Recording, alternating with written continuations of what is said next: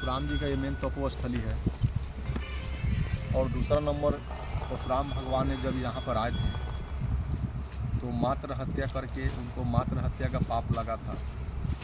माँ और गऊ का हत्या सबसे बड़ा पाप माना गया है। जो माँ ने जन्म दिया उसको अपने पिता को आज्ञा पा करके माँ को हत्या कर दिए, तो उनका जो मन का आत्मा जो थे वो निरंतर चल रहा था कि मैं माँ को हत्या कर दिया, माँ को हत्या कर दिया। उनको मनों को शांति नहीं मिल रहा था, इसलिए उसने भारत के चारों धाम को यात्रा करते हुए कहीं उनको शांति नहीं मिला। तो फिर बाद में उसने ध्यान और तप किए तो भगवान शिव को ध्यान करके दर्शन मिले, तो शिव को वो गुरु बनाए। क्योंकि भगवान परशुराम विष्णु के छठे अवतार होते हुए शतयुग के अक्षय तीर्थ, पहले उनका नाम राम था, उसके बाद में उसका नाम जब परशु अस्त्र मिला पिता के द्वारा तो उसका नाम हो गया परशुराम। और परशुराम भगवान चिरंजीवी हैं और इस कुंड में आकर के धारा को, जल को अपने फरसा से प्रहार करके उस घर को दो भाग किए, वहाँ स्नान किए तो उनको मन में बहुत शांति लगा। इसलिए इस कुंड को परशुराम कुंड के नाम से विख्यात किया जाता है।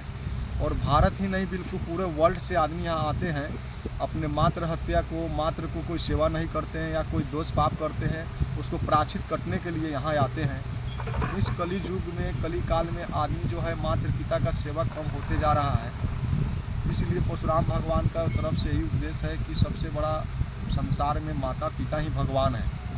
कोई भी मनुष्य कोई भी तीर्थ चले जाते हैं, वहाँ जाने से कुछ मिलने वाला नहीं है। वो गए और आए, वो प्रतिमा भगवान को दर्शन के वहाँ कुछ बोलने वाले वो नहीं है। ये भाव की भावना है। और जो माता पिता ने जन्म दिया उसको सेवा करेगा, एक गिलास पानी देगा, वो सबसे बड़ा धाम है। और गौ का सेवा करे, ये हमारे सनातन के लिए सबसे ज़रूरी है। आज हमारे भारत के जितने भी नौजवान पीढ़ी है वो गौ का पालने नहीं चाहते हैं, गाय का दूध चाहिए, वही केमिकल खा रहे हैं, उससे बीमार हो रहे हैं। इसलिए इस कुंड को पवित्र माना गया है। और मकर संक्रांति का दिन ही परशुराम भगवान आए थे यहाँ पर, इसलिए मकर संक्रांति को यहाँ मेला होता है। भारत के जगह जगह से साधु संत महात्मा आते हैं, वैष्णवी आते हैं, सन्यासी आते हैं, नागा बाबा आते हैं, भारत के लाखों लाख साधु महात्मा आते हैं। और यहाँ पर अभी सेंटर की तरफ से नया रास्ता का निर्माण हुआ है, कुंड का भी काम हो रहा है और यहाँ प्रसादम गृह भी बन रहा है, यहाँ रहने का ठिकाना भी बन रहा है। उसके साथ में 400 गऊ है आश्रम का, उसका भी सेवा पानी हो रहा है।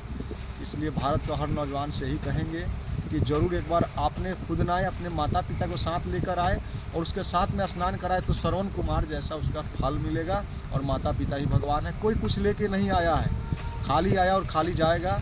इसलिए जहाँ तक हो सके धर्म करे। आज भगवान माता के दर्शन करने जाते हैं, माता को तो पूजा कर लेते हैं, मन जो साक्षात माता है उसको अनादर करते हैं। इस तरह से आदमी अभी दुखी है। हम अपना छोटी सी उपदेश यही देंगे। हर हर महादेव, जय परशुराम।